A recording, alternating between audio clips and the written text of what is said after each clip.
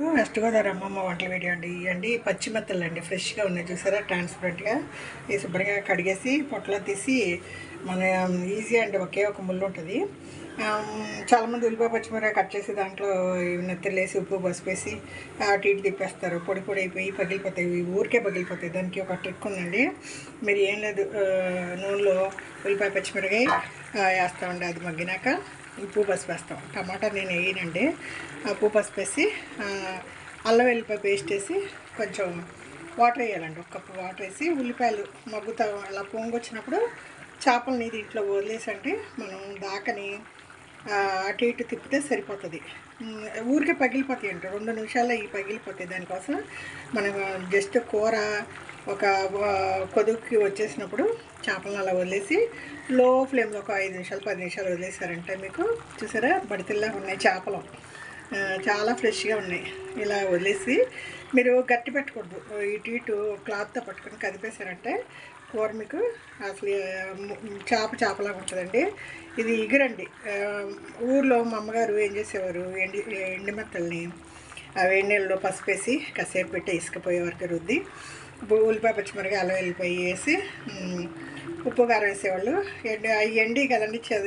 ఇరిగిపోవు కాబట్టి అలా వేసేసి కొంచెం వాటర్ వేసేవాళ్ళు అల్లం వెల్లిపాయ పేస్ట్ వేస్తాం మసాలా అంతా ఇంకేవయ్యో ఫైనల్గా కొత్తిమీర వేస్తామండి అలాగే నేను పచ్చిమెత్తలు ఇక్కడ చెన్నైలో సముద్రం ఉంటుంది కదండి అప్పుడప్పుడు తీసుకుంటూ ఉంటా బాగుంటాయి ముళ్ళు ఒకే ముళ్ళు ఉంటుందండి ముళ్ళుతో పాటు తినేయచ్చు ఇదేం లేదు క్లాత్ పెట్టి కొంచెం నాకు ఫోన్ పట్టుకున్నాను చేత్తో ఊరికే అటు ఇటు ఆ ఉప్పు కారం చేపలు కంటేలా కానీ లో ఫ్లేమ్లో పెట్టుకుంటే చక్కగా మీకు మెత్తలు ఇగురండి ఇరిగిపోకుండా ఉంటే ఊరికే పగిలిపోతాయండి ఇది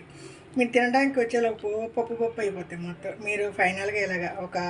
హాఫ్ కుక్ అయినాక మీరు మెత్తలు పులుసులో వదిలేరంటే ఇది పులుసు అయినా పర్లేదు మీరు పులుసు అనుకోండి ఇలా చింతపండు పులుసు అయ్యి పొంగేటప్పుడు వేసుకున్నానంటే చేపలు చెదరకుండా ఉంటాయి మీరు తినేటప్పుడు చక్కగా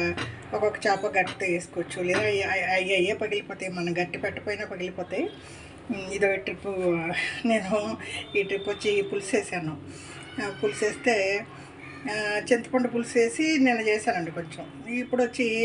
ఉట్టి అల్లం వెల్లిపాయ పేస్ట్ వేసి కొంచెం ఇగురులాగండి చిన్న చిన్న టిక్లు అండి మనం వచ్చి ఇరిగిపోయినాయి అంటే వాటిని అంత ఉడకాల్సిన పని లేదండి 5 మినిట్స్లో ఉడికిపోతాయి ఇంకా నేను క్లాత్ పెట్టి ఇది పులుసు పైకి కిందకి వచ్చేలాగా కొంచెం కదిపి లో ఫ్లేమ్లో పెడతాను దగ్గరకు వచ్చాక కొత్తిమీర వేస్తానండి చిన్న చిన్న టిప్పులు అండి చేపలు ఆ ఉప్పు కారంలో బాగా ఊరి మెల్లగా ఉడుకుతాయి మీరు మొదటే ఉల్లిపాయ పచ్చిమిరపకాయ వేసినప్పుడు ఇది వేసారనుకోండి ఈ పాటికి మీరు ఉల్లిపాయలతో పాటు చేపలు కూడా కరిగిపోయి ఉండేవి ఈ టిప్పు పాటించండి పులుసు అయినా పర్లేదు చింతపండు పులుసులో కూడా ఇలాగ వదలాలి ఉట్టి ఇగురులో కూడా మనం సగం కుక్ అయినాక వదిలితే మంచిది ఫైనల్గా కొత్తిమీర కడిగి